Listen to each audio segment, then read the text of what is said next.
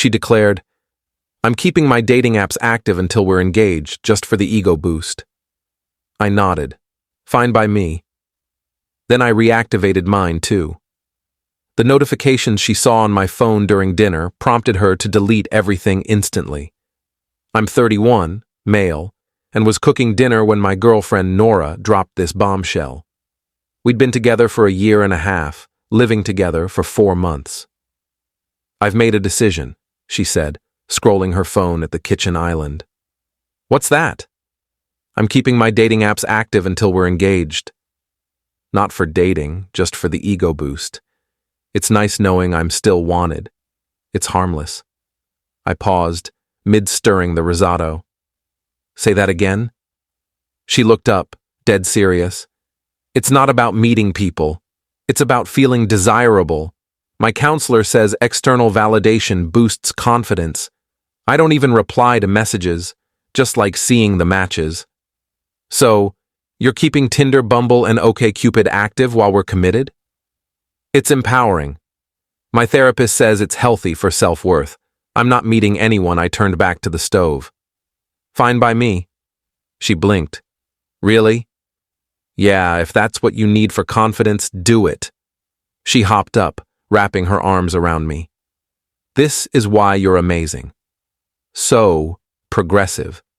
Lila's boyfriend lost it when she suggested the same, Leela, her perpetually single friend who dispensed relationship advice like a teetotaler teaching mixology. That night, while Nora showered, I reinstalled Tinder, Bumble, and OkCupid. Updated my profiles with fresh photos, one from my cousin's wedding where I looked sharp, a hiking shot from last month, and one with my niece that screamed family man vibes. Bio: in a relationship, but she keeps her apps for confidence, so here I am. Within an hour, I had 14 matches. Honesty apparently works for some. 3 days passed. Nora would giggle at her phone, screenshot profiles for Lila, and announce her matches. 97 on Tinder this week. Still got it. Meanwhile, I was chatting. Not flirting, just talking. There was Mia, a pediatrician, intrigued by the situation.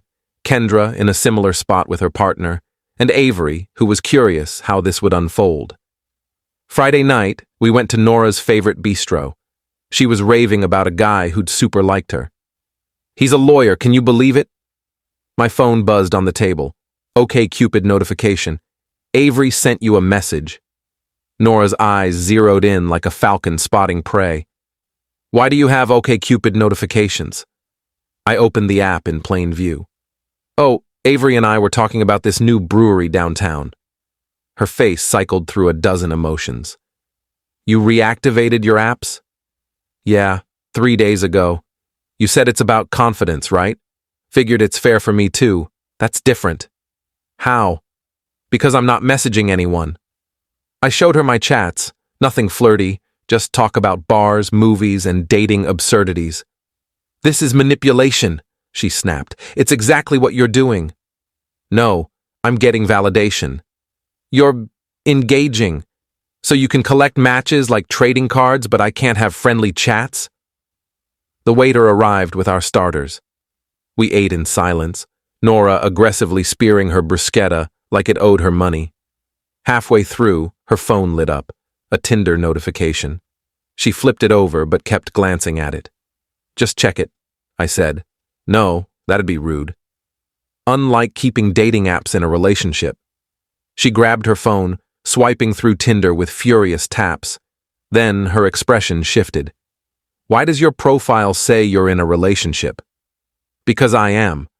That's sabotaging me." "How does my profile affect yours?" She showed me a message from one of her matches. "Is your boyfriend the guy who's upfront about his girl keeping apps?" Wild move. Props to him. We'd both matched with a guy named Ethan who'd pieced it together. Small world. Update 1. You asked for an update and it's a doozy. Post-dinner, Nora went full meltdown. She didn't delete her apps. That'd be admitting fault. Instead, she revamped them. New photos, including a stunning one from her friend's bridal shower. Bio. Taken, but keeping my options open. Not here for drama contradictory much. But here's the twist.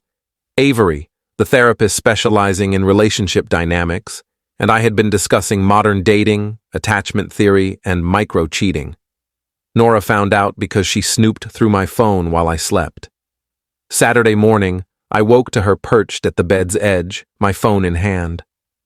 "Who's Avery?" "Someone I matched with." I mentioned her. "You didn't say she was gorgeous."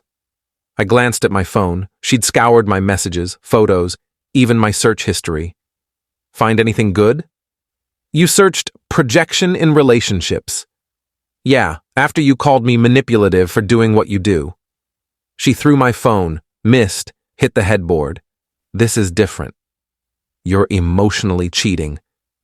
By having normal chats, you're discussing us. You screenshot my texts for Lila. Lila's my friend. And Avery's just someone on an app which you said doesn't count." She stormed out, texting, "I'm at Lila's." "We need a break." "Fine." I hit the gym, but Nora's entitlement went supernova. She changed her Facebook status to "It's complicated" and posted, "When you think you know someone and they reveal their true self." Mental health check. How do you handle emotional betrayal? Hashtags, #narcissistic abuse, #healing journey. 63 comments in an hour. Her mom called, asking what I'd done to her sweet girl. I posted my own update. A screenshot of Nora saying she'd keep her apps, followed by her freaking out when I did the same. Modern problems, modern solutions. Her sister, Quinn, commented, "LOL. Nora thought she was slick." Even Lila commented, "This is kind of fair?" Then Nora matched with my coworker, Derek, on Tinder and sent him screenshots of my emotional affair with Avery. Derek forwarded them. "Mate, your girl's odd. These are just chats about podcasts." But the kicker, I saw Nora's post via mutual friends. Avery messaged, "Your girlfriend's a case study in entitlement. With your okay, I'd love to use this anonymously in my next article." I agreed. Update 2. Monday morning, Nora returned, not to apologize, but with a pitch. She'd made a PowerPoint, Relationship Agreement 2.0. Terms. She keeps her apps but doesn't message. I delete mine. I publicly apologize for emotional cheating. I pay for couples therapy. I block Avery. She gets full access to my phone. I don't get access to hers for privacy. Non-negotiable, she said, wielding a pointer like she was pitching a startup. No. You can't just say no. I did. Then we're done. Okay. She didn't expect that. You're throwing away our relationship over some random woman? I'm ending it because you demand different rules for yourself. She cried, not sad tears, furious ones. You set me up. You made me look unhinged. You did that by demanding rules you won't follow. Then the guilt trips. I told my parents we'd probably get engaged soon. My friend's wedding is next month. I RSVP'd for us. I renewed our lease thinking we'd stay together. That last one was a lie. Our lease isn't up for 3 months. She left, taking my favorite jacket, my PlayStation, and, weirdly, all my USB cables. Tuesday, it escalated. She super liked every guy I know. Friends, co-workers, my dentist. She messaged them, since my boyfriend thinks it's fine to explore options while taken. My friend Jamal screenshot her message. She knows you're done, right? She was telling people we were still together while trying to date them. Mind-boggling. Wednesday, the real chaos hit. Nora matched with a guy, Logan, who was Avery's ex. Logan knew about Nora because Avery shared the story. They're still friends. Logan took her on a date, let her vent about me for 2 hours, then said, "You know I know Avery, right?" She showed me everything. You're as draining as she said Nora called me at 2 a.m., yelling that I'd tainted the dating pool against her. I didn't do anything. You're facing consequences. You turned everyone against me. No, your entitlement did. She hung up, blocked me, then unblocked me to send 17 voice memos calling me a narcissist. Update 3. Friday, I expected calm. Wrong. Nora showed up with her mom, Ellen, and Lila for an intervention. For me. Ellen, you need help. My daughter's worried about your mental stability. My mental stability's fine. Stable people don't ruin relationships. I didn't ruin anything. I matched her energy. Lila, you twisted this to make her look bad. How? By doing what she did and her calling it wrong? So it was wrong? Silence. Nora whipped out her phone. I have 237 matches now. That's how wanted I am. You threw away someone everyone desires. Then why are you here? To get my stuff. You mean my PlayStation? She'd brought a list of her items. My blender, bought pre-relationship. My Instant Pot, Mom's gift. And somehow my car. We shared it. You borrowed it twice. Ellen threatened to call the cops. I invited her to. She didn't. They left with Nora's actual stuff, her clothes, hair curler, and half-used makeup. Saturday, it got wilder. Nora told her matches I was stalking her on the apps. One, Kyle, an IT security guy, dug deeper and found Nora had created 3 fake profiles to catch me cheating. Jenna, a Pilates coach who loved camping. Mandy, a doctor with a labradoodle. Claire, a tech entrepreneur into open relationships. I'd swiped left on all, done with apps post-breakup. Kyle sent screenshots of Nora raging in his DMs, saying I was probably not into women for not matching her traps. Sunday was the finale.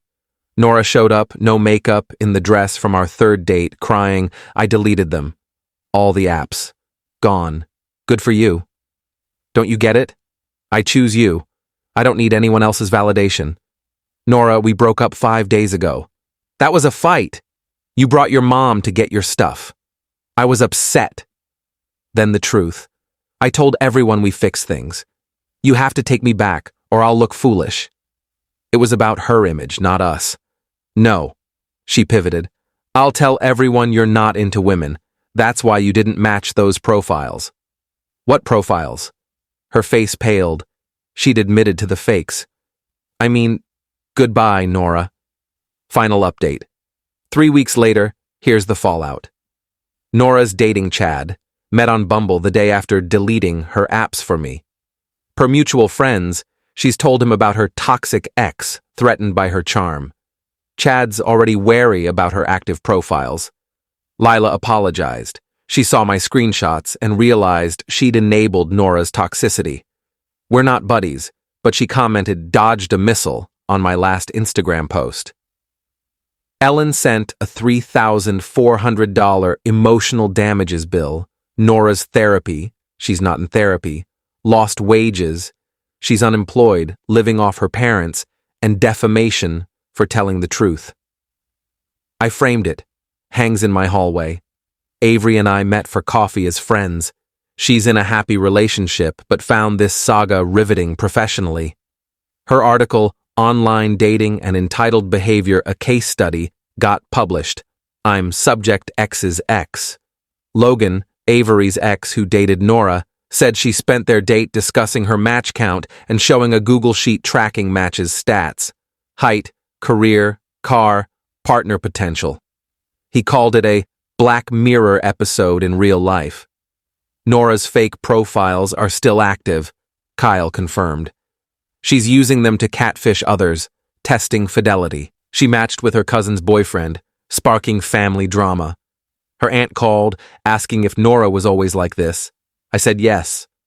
I deleted all apps post-breakup, dating's on hold. I'm focusing on work, the gym, and the calm of not having my texts screenshot for group chats. Last week, I saw Nora at a cafe on a date, showing her phone. I have 412 matches, but you're the only one I care about. The guy looked uneasy. As I left, he stopped me. You were behind us, right? Yeah. Her ex? Yep. The one whose girlfriend kept apps while together? Nora went pale. That's me. He looked at her, then me. Thanks, man. He left. Nora texted, You ruined another relationship. I didn't reply, but laughed. Moral. If someone needs to keep their options open for confidence, they're showing you who they are. Believe them. If they demand different rules for themselves, run. Maybe we should all ditch apps and meet people in real life. Just saying. P.S. Nora, I know you're reading this. Lila said you stalk my socials daily. Chad knows about the Google Sheet. He thinks it's creepy. Also, your fake profile Jenna super liked your uncle. Fix that. Peace.